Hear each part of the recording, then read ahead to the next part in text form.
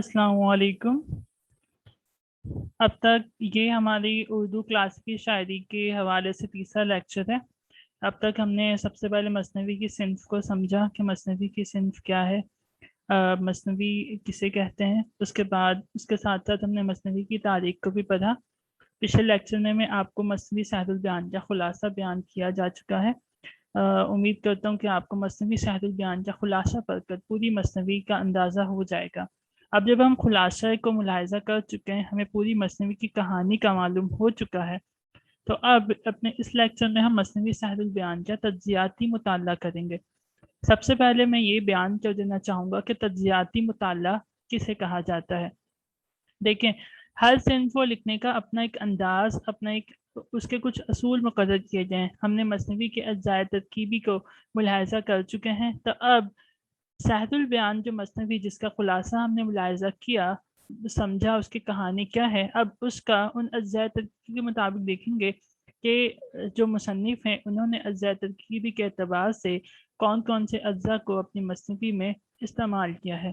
اس تحقیق کو یا تنقید نگاری کہہ سکتے ہیں، تجزیے کو اصولوں کی روشنی میں مثنوی کو اصولوں کی روشنی پر دیکھنا، پرکھنا تجزیاتی مطالعہ کہلاتا ہے۔ سب سے پہلے تھوڑا سا حوالہ جو ہے مصنف کا دینا چاہوں گا۔ سب سے پہلے ہمیں معلوم ہونا چاہیے کہ ہمارے مثنوی کے مصنف کون ہیں۔ ہمارے مثنوی سہل البیان جو کہ کلاسیکی شاعری کے سلیبس میں شامل ہے، اس کے مصنف کا نام ہے میر حسن دہلوی۔ میر حسن دہلوی کا خاندانی شجرہ جو ہے وہ کچھ اس طریقے سے ہے کہ میر حسن دہلوی کا خاندان 4 پشتوں سے دہلی میں آباد تھا۔ ان کی آباء و اجداد میں سے ان کی مودث اعلیٰ میر امامی موسوی شاہجہاں کے دور میں ہرات سے دہلی آئے تھے۔ ہرات افغانستان کا علاقہ ہے۔ ڈاکٹر سید رفیق حسن نے مثنوی سہل البیان حیات و تنقید و تشریح ان کی ایک کتاب ہے، اس کے اندر خاندانی شجرے کا پورا نقشہ کھینچا ہے، اور جب ہم وہ خاندانی شجرہ دیکھتے ہیں تو ہمارے سامنے ہم پر یہ بات عیاں ہوتی ہے کہ ان کے جو خاندان کی بیشتر جو لوگ تھے وہ شاعر ہوئے ہیں۔ میر انیس جن کو ہم جو ہے پڑھیں گے آگے جا کر اپنی مرثیہ نگاری کے حوالے سے، وہ بھی انہی کے خاندان سے تعلق رکھتے ہیں۔ لہٰذا ہم کہہ سکتے ہیں کہ یہ پورا کا پورا جو خاندان تھا وہ شاعروں کا خاندان تھا، ان سے بہت اچھے شاعر پیدا ہوئے ہیں۔ اچھا، میر حسن دہلوی کی تاریخ پیدائش جیسے کہ یہاں پہ میں نے 1736 37 1747 لکھی ہے، پھر ایک جگہ 1740 بھی آئی ہے۔ دراصل جیسا کہ ہم جانتے ہیں کہ ہمارے اردو کے مارکسات میں بہت ساری باتیں ایسی ہوتی ہیں کہ جن کو ہم پوری طریقے سے صاف طور پر نہیں کہہ سکتے کہ ہاں واقعی یہ اسی تاریخ کو پیدا ہوا تھا، کیونکہ اس وقت کا زمانہ تھا ہجری سال زیادہ اہمیت رکھتے تھے، ہجری سال میں تاریخ لکھی جاتی تھی، یا پھر کبھی کسی کی تاریخ لکھی گئی، تذکرہ نگاروں نے تذکرہ کر دیا تو محفوظ ہو گئی، ورنہ ہمارے پاس زیادہ تر شاعر حضرات کے جو تاریخ وفات اور تاریخ پیدائش کے سلسلے میں ایک مسئلہ چلا آ رہا ہے۔ تو میر حسن دہلوی کی قیاس ادائی جو تاریخ پیدائش کے حوالے سے کی جاتی ہے وہ ہے کیا ہجری سال 1140 ہجری ہے، اور عیسوی سال جو ہے وہ 1747 1727 بنتا ہے، 1727۔ ڈاکٹر جمیل جالبی جو ہمارے بہت بڑے محقق ہیں، انہوں نے تاریخ پیدائش 1736 یا 1737 متعین کی ہے۔ میر حسن دہلوی کی پیدائش کے بارے میں قیاس ادائی کی جاتی ہے۔ ہم ڈاکٹر جمیل جالبی رائے سے اتفاق کرتے ہوئے کہہ سکتے ہیں کہ میر حسن دہلوی 1736-37 عیسوی میں دہلی کے سید بارہ محلے میں پیدا ہوئے۔ آپ ایک سید زادے تھے۔ ان کی تعلیم و تربیت کے حوالے سے میر حسن کی تعلیم و تربیت کے بارے میں ہمیں میر شیر علی افسوس کے دیباچے سے معلومات ملتی ہیں۔ انہوں نے یہ دیباچہ ڈاکٹر جان گلکرسٹ کی فرمائش پر لکھا تھا۔ ان کے مطابق میر حسن عربی سے نابلد تھے، فارسی اچھی آتی تھی، فارسی میں شعر و رباعی کہہ لیتے تھے، اردو شاعری میں کمال حاصل تھا، کیونکہ اس وقت کا جو رجحان تھا وہ اردو فارسی سے ہٹ کر جو ہے اردو کی طرف زیادہ آ چکا تھا۔ اردو شاعری کا آغاز جب دہلی میں انتشار پھیلا تو میر ضاحک جو کہ ان کے والد ہیں، انہوں نے دیگر شعراء کی طرح صوبہ اودھ یعنی فیض آباد لکھنؤ کا رخ کیا۔ میر حسن دہلی کو چھوڑنا نہ چاہتے تھے۔ ان کے بارے میں کہا جاتا تھا یہاں پر ان کی ایک محبت تھی، محبوبہ موجود تھی، لیکن خاندان کے ساتھ ہجرت کرنا بھی ضروری تھا، لہٰذا بادل نخواستہ ہو کر انہوں نے ہجرت کی اور قصبہ ڈیگ بھرتپور سے ہوتے ہوئے لکھنؤ پہنچے۔ اس وقت کا جو لکھنؤ تھا ابھی پوری طرح سے آباد نہیں ہوا تھا، لہٰذا وہ شہر ویران تھا، وہاں بھی دل نہ لگا اور میر حسن اپنے خاندان کے ساتھ فیض آباد چلے آئے اور یہاں آ کر میر تقی میر کے ہم اثر میر ضیاء الدین حسین ضیاء کی شاگردی اختیار کی اور یہاں یہی ان کی اردو شاعری کا آغاز ہوا۔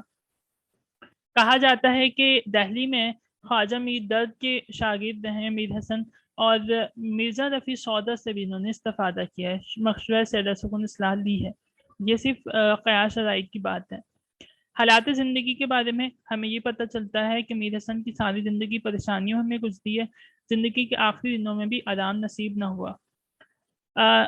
ڈاکٹر جمیل جالبی نے لکھا ہے کہ میر حسن کم و بیش ساری عمر سالار جنگ سے وابستہ رہ کر ان کے بیٹے مرزا نواز علی خان کے ہمنشیں رہے، لیکن اس سرکار سے انہیں کبھی اتنا نہیں ملا کہ فراغت سے گزر بسر کر سکیں۔ میر حسن کے دن سیف البیان جیسا شاہکار تخلیق کرنے پر بھی نہیں پھرے۔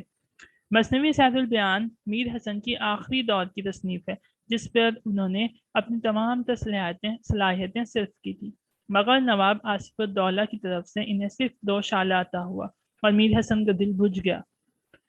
ان کی وفات، میر حسن کا جو انتقال ہے وہ 1201 ہجری بمطابق 1786 عیسوی میں ہوا۔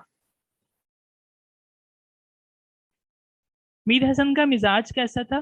میر حسن بہت پرشوق مزاج لطیفہ گو بھی تھے، نہ ہزال و نہ فحاش، سوائے اس کے بودباری ملنساری ان کی خلقت میں تھی۔ اچھا، میر حسن جو ہیں ان کی تصانیف میں 12 مثنویاں ہیں، جن میں سے سب سے زیادہ اہم ان کی سحر البیان ہے۔ اردو شعراء پر انہوں نے ایک تذکرہ بھی لکھا ہے اور ان کا ایک شاعری کا دیوان بھی پایا جاتا ہے۔ میر حسن ایک غزل گو شاعر تھے۔ ذرا ان کی غزل گوئی کے بارے میں جان لیتے ہیں کہ بحیثیت غزل گو کیسے تھے۔ جیسا کہ ہم جانتے ہیں کہ ان کی شہرت ان کی مثنوی سحر البیان کی وجہ سے ہے، مگر انہوں نے غزلیں بھی کہی ہیں اور ایک دیوان یادگار چھوڑا ہے۔ اگر ہم یہ دیکھیں کہ میر حسن کی غزل کیسی تھی تو ہمیں یہ دکھائی دیتا ہے کہ مجموعی اعتبار سے میر حسن نے زندگی میں باد سموم کا سامنا زیادہ کیا اور سرد ہوا کے جھونکے ان کی زندگی میں کم آئے۔ پھر یہ بھی ہے کہ ان کی ادبی مزاج کی نشوونما دہلی میں ہوئی اور دبستان دہلی کی بنیادی خصوصیات میں خلوص، جذبات اور صداقت اظہار کا بڑا حصہ ہے، اور سوز و گداز دہلوی غزل کی سرشت میں داخل ہے۔ چنانچہ میر حسن کی غزل کا ان صفات سے آراستہ ہونا لازم تھا۔ کچھ مثالیں ملاحظہ فرمائیں۔ کہتے ہیں کل کسی کا ذکر خیر آیا تھا مجلس میں حسن، کل کسی کا ذکر خیر آیا تھا مجلس میں حسن، اس دل بیتاب پر ہم ہاتھ دھر کے رہ گئے، اس دل بیتاب پر ہم ہاتھ دھر کے رہ گئے۔ اب یہاں ہمیں رنگ جو ہے میر تقی میر کا بھی نظر آ رہا ہے۔ اظہار خاموشی میں ہے 100 طرح کی فریاد، ظاہر کا یہ پردہ ہے کہ میں کچھ نہیں کہتا۔ اب ان کی ہم دیکھ سکتے ہیں کہ میر، سودا، درد، سوز کے رنگ کے کلام کی جھلکیاں ہمیں دکھائی دیتی ہیں ان کے کلام کے اندر۔ ایک جگہ کہتے ہیں ہستی نے کئی رنگ بنائے ہیں ہمارے، پردہ جو یہ اٹھ جائے تو پھر ایک ہے ہم سب۔ اب یہاں پر ہمیں جو ہے متصوفانہ مضمون دکھائی دے رہا ہے۔ میر حسن نے میر سوز کی طرح چھوٹی بحروں میں بھی روا دواں چٹکلے اور بلی کے اشعار لکھے ہیں۔ کہتے ہیں دل خدا جانے کس کے پاس رہا، دل خدا جانے کس کے پاس رہا، ان دنوں بھی بہت اداس رہا۔ پھر ایک شعر میں کہتے ہیں تو خفا مجھ سے ہو تو ہو لیکن میں تو تجھ سے خفا نہیں ہوتا۔ میر حسن کی غزلوں میں انسانی نفسیات سے آگہی کا وافر ثبوت ملتا ہے، خواہ وہ عاشق کی نفسیات ہو یا معشوق کی کمال۔ یہ ہے کہ باریک سے باریک نفسیات نکتے وہ نہایت عام انداز اور سہل ممتنع میں ادا کر جاتے ہیں۔ کہتے ہیں میری ضد سے غیروں کو دیکھا کیا، یہی میری اس کی لڑائی رہی۔ دبستان لکھنؤ کی خارجیت اور بیانیہ شاعری کا حسن بھی ان کے کلام میں ہمیں دکھائی دیتا ہے۔ میر حسن کی غزل میں داخلیت بھی ہے، خارجیت بھی ملتی ہے، اور لکھنؤ کے رنگ کے ابتدائی رنگ کے معاملہ بندی بھی ہمیں دکھائی دیتی ہے۔ ہم کہہ سکتے ہیں ان کی ہاں رعایتی لفظی کا حسن، تشبیہ و استعارے کا خوبصورت استعمال، ترکیب سازی کا ہنر، صنعت کاری، چستی بندش، برجستگی و بے ساختگی، پیکر تراشی کی حسین مثالیں ملتی ہیں۔ میر حسن کی غزل میں اس دور کے اکثر شعراء کی طرح عشقیہ اور غم و الم دونوں طرح کے اشعار موجود ہیں۔ بحیثیت تنقید نگار یہ کیسے ہیں؟ میر حسن نے اردو شعراء کا ایک تذکرہ بھی لکھا، اس تذکرے کا نام تذکرہ شعراء اردو ہے۔ اسے جو ہے حبیب الرحمن خان شربانی نے مرتب کیا۔ انہوں نے اپنے اس تذکرے میں نہایت غیر جانبداری سے شعراء کے بارے میں رائے قائم کی ہے۔ اب ذرا ہم لیکن اردو میں ان کا مقام جو ہے بحیثیت مثنوی نگار ہے، اور وہ بھی صحت البیان کے حوالے سے۔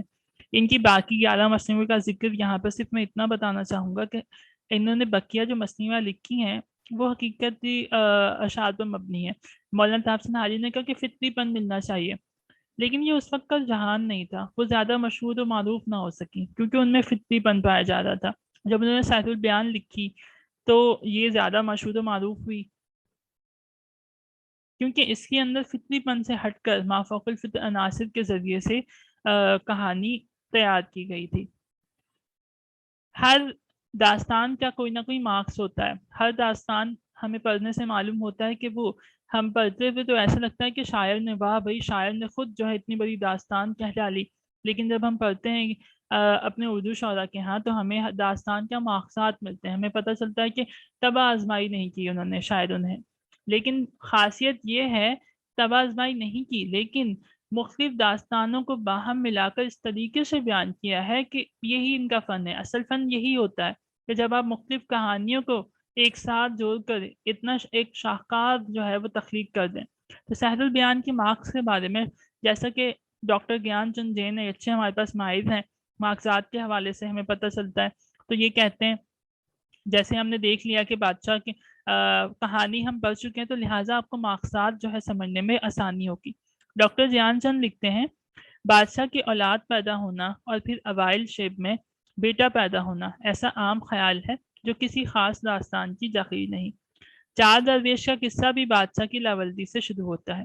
شہزادے کے بارے میں نجومیوں کی یہ پیشگوئی کہ 12 یا 14 برس کی عمر تک اسے آفتاب و ماہتاب کے مشاہدے سے اندیشہ ہے۔ اس شہزادے کو شہر کے باہر ایک باغ میں پرورش کیا گیا۔ یہاں شہزادے بے نظیر کو 12 سال کی عمر تک بام تک جانے میں اندیشہ تھا، بام یعنی چھت۔ اسے بھی شہر کے باہر باغ میں پروان چڑھایا گیا۔ پری کا شہزادے کو لے اڑنا بھی پرانی رسم ہے۔ عارف الدین خان عاجز نے 1150 ہجری میں مثنوی لال و گوہر لکھی تھی۔ ایک مرتبہ پریوں کی شہزادی گوہر کا تخت ہوا پر جا رہا تھا، وہ شہزادہ لال پر عاشق ہو گئی اور اس کا پلنگ اٹھا منگا لیا۔ ماں باپ کی چوری سے پری کا آدمزاد سے عشق کرنا قصہ گل بقاؤلی میں بھی ہے۔ اس نے بھی تاج الملوک کو اپنے باغ میں رکھ کر عرصے تک وصل کی گلچینی کی تھی۔ میر حسن کا مارکس عاقل خان رازی کی مشہور فارسی مثنوی محرمہ ہے۔ یہاں پر یہ پہلی انہوں نے کہا ہے کہ مثنوی لال و گوہر، پہلا مارکس جو ہے وہ مثنوی لال و گوہر ہمیں ملتا ہے کہ لال و گوہر کے اندر بھی وہی قصہ جو ہے وہ کہا جاتا ہے۔ پھر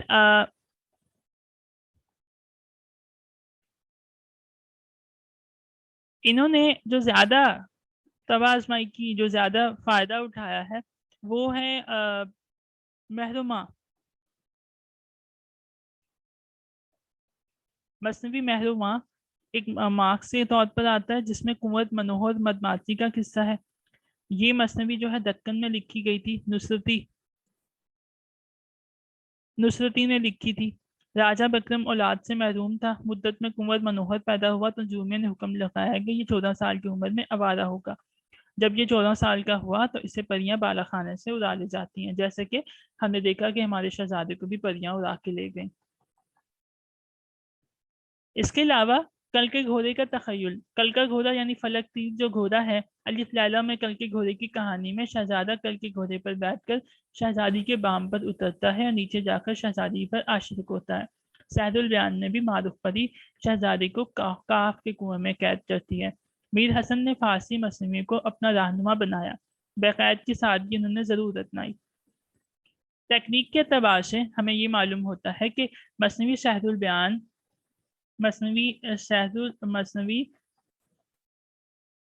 صحت البیان جس بحر میں لکھی گئی ہے وہ بحر بزمیہ کے بجائے رزمیہ مثنوی کے لیے مخصوص تھی. ٹھیک ہے، لیکن میر حسن کا کارنامہ یہ ہے کہ انہوں نے اسی رزمیہ مثنوی میں بزمیہ اسی رزمیہ مثنوی کی بحر میں بزمیہ نثر جو ہے بزمیہ شاعری کی. تو یہ کچھ مارکس تھے. اب ہم ذرا مثنوی کا تجزیاتی مطالعہ بتاتے ہیں. پہلا تمہیدیہ حصہ ہے. مثنوی کی شروعات روایتی انداز میں ہم کے اشعار سے ہوتی ہے. شاعر نے ہم کے لیے 38 اشعار لکھتے ہیں. ہم کے اشعار میں عربی کے الفاظ کا استعمال کیا گیا ہے، جیسے وحدہ لا شریک الحق وغیرہ. ہم کے کچھ اشعار ملاحظہ فرمائیں. سبوں کا وہی دین و ایمان ہے، بے دل ہیں تمام اور وہی جان ہے. اگرچہ یہاں کیا ہے اور کیا نہیں، پر اس دن تو کوئی کسی کا نہیں. نہیں اس سے خالی غرض کوئی شے، وہ کچھ شے نہیں پر ہر ایک شے. نہ گوہر میں ہے وہ نہ ہے سنگ میں، ولیکن چمکتا ہے ہر رنگ میں. بعد از ہم نعت یعنی حضرت کی شان میں بھی 30 اشعار درج کیے گئے ہیں. منقبت شان علی 12 اشعار، تعریف صحابہ میں 4 اشعار، اور اس کے بعد اللہ تعالیٰ سے دعا کہ یہ ہے برآمے میرے دین دنیا کے کام بحق محمد علیہ السلام. سخن کی تعریف میں شاعر کہتا ہے سخن کے طلبگار ہیں عقل بند، سخن سے ہے نام نکو یا بلند. اس کے بعد بادشاہ وقت عالم کی مدح میں 4 اشعار درج ہیں. اس کے بعد سارا زور میر حسن نے وزیر الممالک عاطف الدولہ کی مدح کرنے میں لگایا ہے. صفحات کے صفحات جو ہے میر حسن کی تعریف میں لکھے ہیں. لیکن یہاں پر انہوں نے بس مدح میں تھوڑی سی غلطی ان سے یہ ہوئی کہ 2 شعلہ کا ذکر کیا انہوں نے. آصف الدولہ نے جسے غلط سمجھا، انہیں راجہ نے کیا سمجھا، آصف الدولہ نے انہیں تحفے کے انعام میں وہی 2 شعلہ، صرف 2 شعلہ ہی عطا کی. اس کے بارے میں یہ بھی کہا جاتا ہے کہ ایک شاعر تھے میر قاسم کے نام سے شاید، انہوں نے جو ہے میر حسن سے کہا تھا کہ مجھے یہ مثنوی دکھائیے، میں خود جو ہے بادشاہ کی خدمت میں پیش کرتا ہوں، لیکن انہوں نے نہیں دی. تو ان کے کہنے پر جو ہے انہوں نے کچھ غلط فہمی پھیلانے کی کوشش کی. لہٰذا ہم اس سب کو چھوڑ کر آگے بڑھتے ہیں. تمہیدیہ حصہ بالکل اپنی پورے اچھے طریقے سے بیان کیا گیا ہے. پلاٹ کی بات کرتے ہیں. مثنوی کا پلاٹ جو ہے قاری کے لیے قصے میں دلچسپی پیدا کرنے کے لیے پلاٹ کا مضبوط اور مضبوط ہونا بہت ضروری ہے. لہٰذا ہم دیکھتے ہیں کہ مثنوی سہل البیان کا پلاٹ جو ہے مضبوط بھی ہے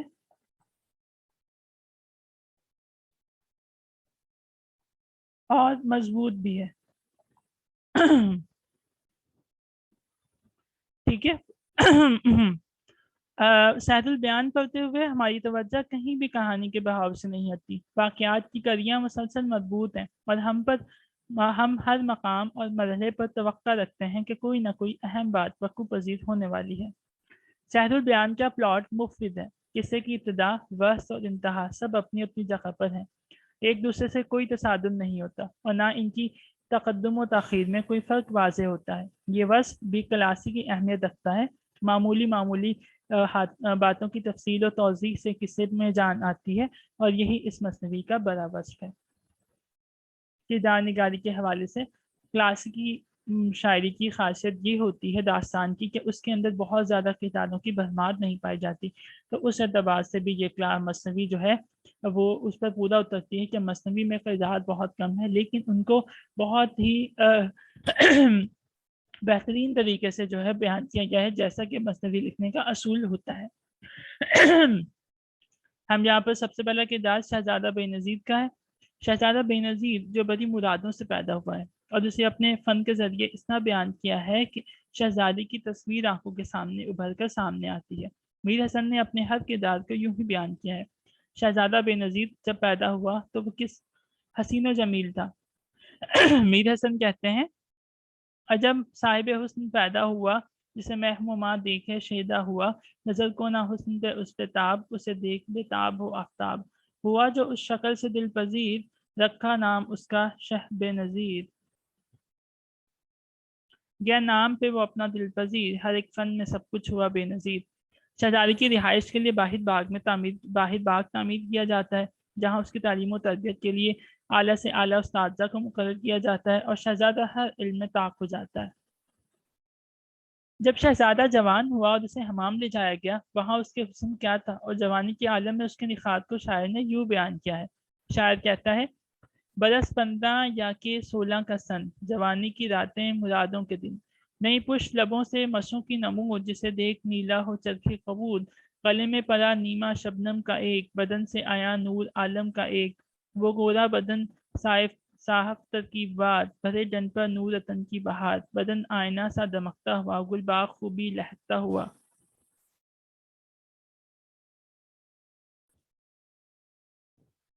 شہزادہ خوبصورت ہے، حسین و جمیل ہے، ہر فن میں بھی طاق ہے، مگر پھر بھی شہزادہ بے نظیر کے کردار میں کوئی غیر معمولی بات نہیں۔ ابتدا میں اسے جیسا ہر فن مولا دکھایا ہے، آگے چل کر اس میں ایسا کوئی وصف ظاہر نہیں ہوتا۔ پوری داستان میں ہم شہزادے کو محبت کے سوا کوئی کارنامہ انجام دیتے ہوئے دیکھتے ہی نہیں ہیں۔ شہزادہ بے نظیر حسن و جمال کا پیکر ہے، خواصہ لونڈیوں کی صحبت میں پلتا ہے، ہر قسم کی تعلیم اسے دی جاتی ہے، لیکن وہ بے حوصلہ اور بے عمل نوجوان ہے جو قسمت کے جھکولے کھاتا ہے، اور جب مصیبتیں پڑتی ہیں تو وہ حوصلہ عمل کے بجائے رونے لگتا ہے۔ اس میں اپنا مقدر بدلنے کی جرات نہیں ہے۔ اسے عشق کرنا خوب آتا ہے، لیکن اس کے علاوہ عمل اس سے بہت دور ہے۔ جہاں مصیبت میں گرفتار ہوا، وہاں اس نے رونا شروع کر دیا۔ اس کے بعد دوسرا کردار ہے شہزادی بدر منیر کا۔ شہزادی بدر منیر جس کی خوبصورتی کو بیان کرتے ہوئے میر حسن نے صفحے کے صفحے رنگین کیے ہیں۔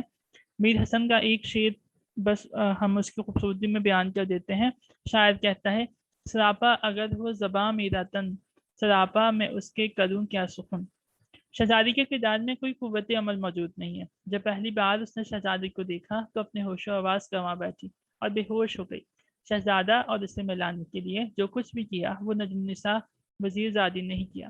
اسی نے اسے محبت کا پاٹ پڑھایا، حوصلہ دیا، اسے تسلیاں بھی دی۔ اس میں خود کوئی صلاحیت موجود نہیں ہے۔ جیسا کہ گیان چند نے لکھا ہے کہ بدر منیر ایک مغلوب الجذبات عورت ہے۔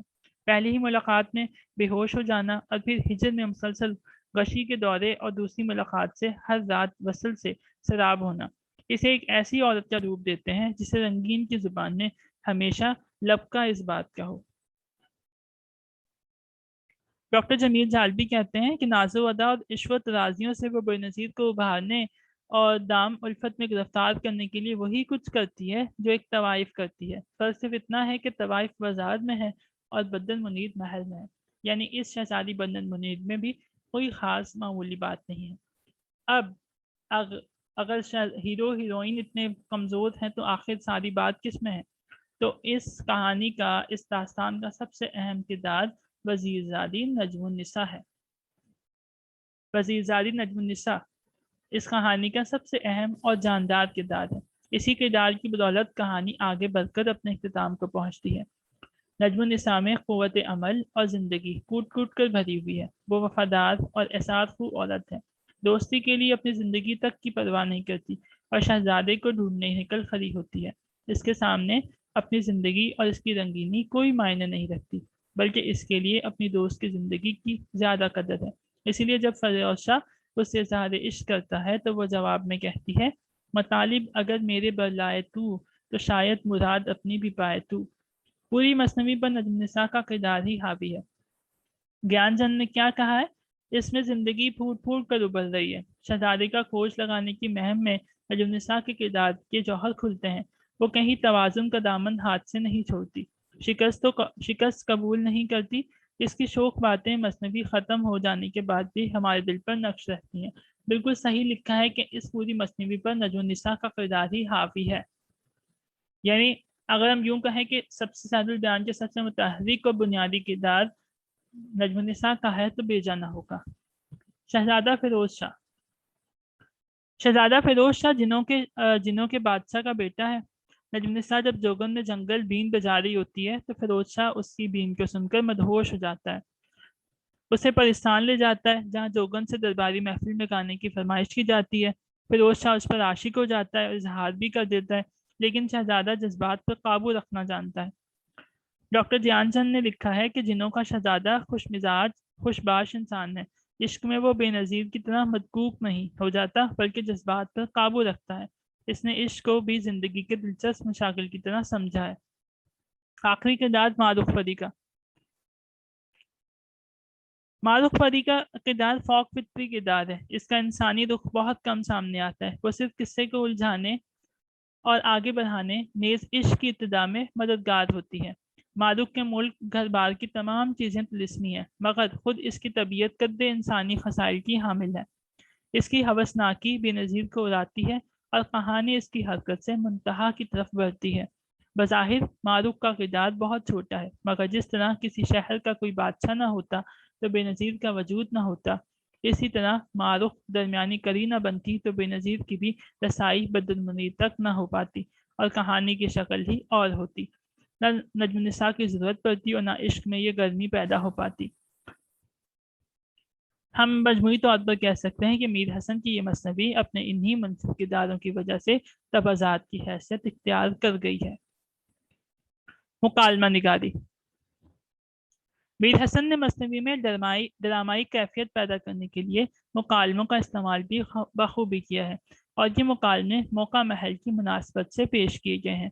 مثنوی کی شروعات میں بادشاہ کی اپنے وزراء سے گفتگو، پھر ہندوؤں کی گفتگو، آگے چل کر خواصوں کی بادشاہ سے گفتگو، شہزادی کی معروف سے بات چیت، نجم النساء کا فیروز شاہ کو جواب، یہ سب مکالموں کی فہرست میں آتے ہیں، اور یہ مکالمے موقع کی مناسبت سے بیان کیے گئے ہیں۔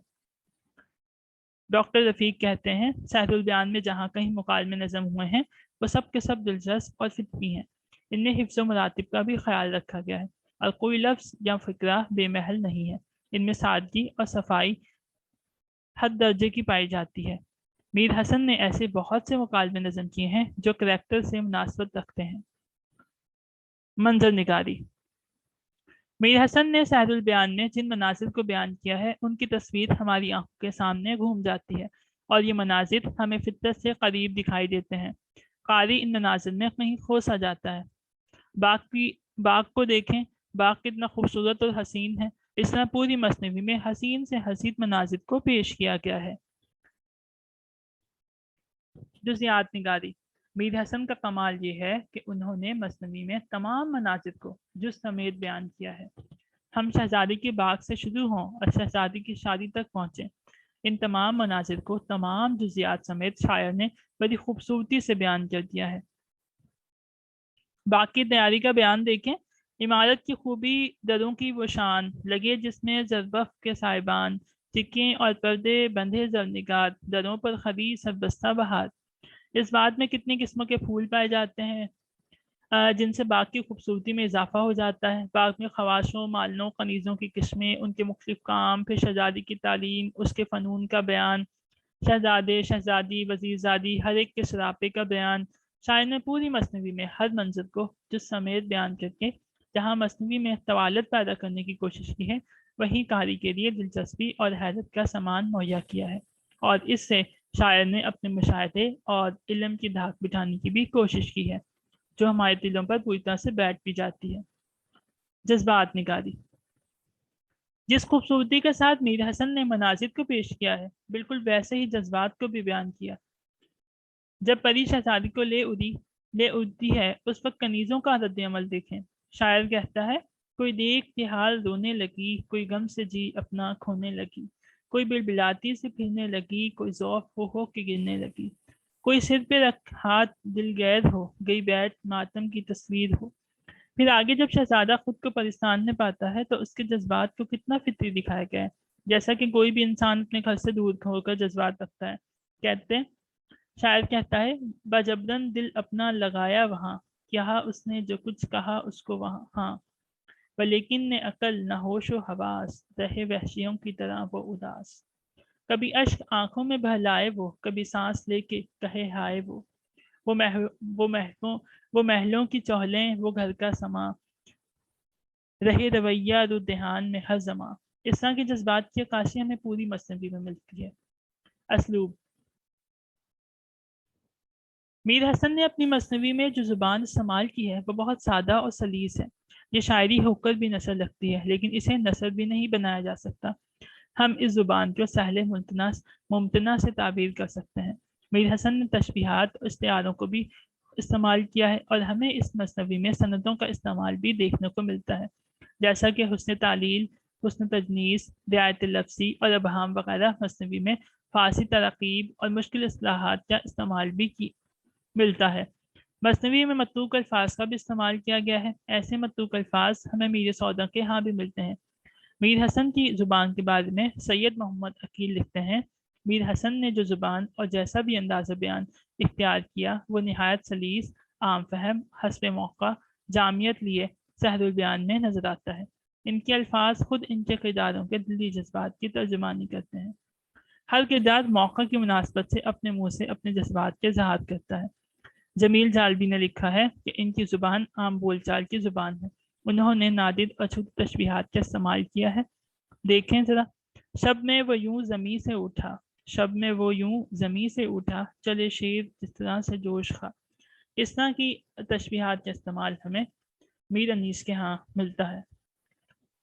تو یہ تھا اس کا تجزیاتی مطالعہ۔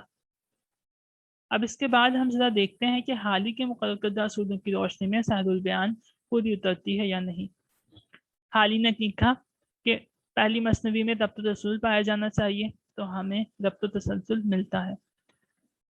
اچھا، مافوق الفطر عناصر کی چیزیں جو ہے حال ہی نہیں چاہتے کہ مثنویوں میں ہوں، لیکن یہ میر حسن کے دور کا رجحان تھا۔ اگر میر حسن نے اس سے پہلے جو مثنیاں لکھی یا میر تقی میر نے جو مثنیاں لکھی انہوں نے مافوق عناصر کا بیان نہیں کیا، تو مثنویاں اتنی زیادہ مشہور معروف نہیں ہوئی، اس لیے ایسی باتوں کو لوگ پسند کرتے تھے، لہٰذا اس مثنوی کی یہ کوئی خامی ہم نہیں کہہ سکتے۔ اچھا، حالی کہتے ہیں کہ مبالغے میں توازن نہ چاہیے، یعنی کریکٹر پر صادق نہ آتا ہو پر کسی دوسرے پر صادق آنے کا امکان ہو، جیسا کہ 12 سال کی عمر میں شہزادے کا ہر فن میں طاق ہونا۔ اب یہ مبالغہ جو ہے وہ شہزادے پر پورا اتر نہ اتر، لیکن ایسا ہوتا ہے کہ ہر فن پر جو ہے طاق ہوتے ہیں لوگ۔ حسن ترتیب، واقعات کے اعتبار پہ ہمیں حسن ترتیب دیکھنے کو ملتی ہے۔ تکذیب بیان سے استماج، میر حسن نے اس بات کا بھی لحاظ رکھا ہے کہ کہیں بھی واقعات کی تکذیب نہیں ہوتی، اور فطری پن ہمیں نہیں پایا جاتا، جیسا کہ ہم نے کہا کہ میر حسن کے دور کا رجحان ایسا تھا، لہٰذا ہم اسے خامی نہیں کہیں گے۔ رمزوں کنائے کا استعمال، حالی کے مطابق اہم باتوں کو صراحت سے اور ضمنی باتوں کو رمز کنائے میں بیان کرنا چاہیے، تو سحر البیان ہمیں اس اصول پر پوری اترتی دکھائی دیتی ہے۔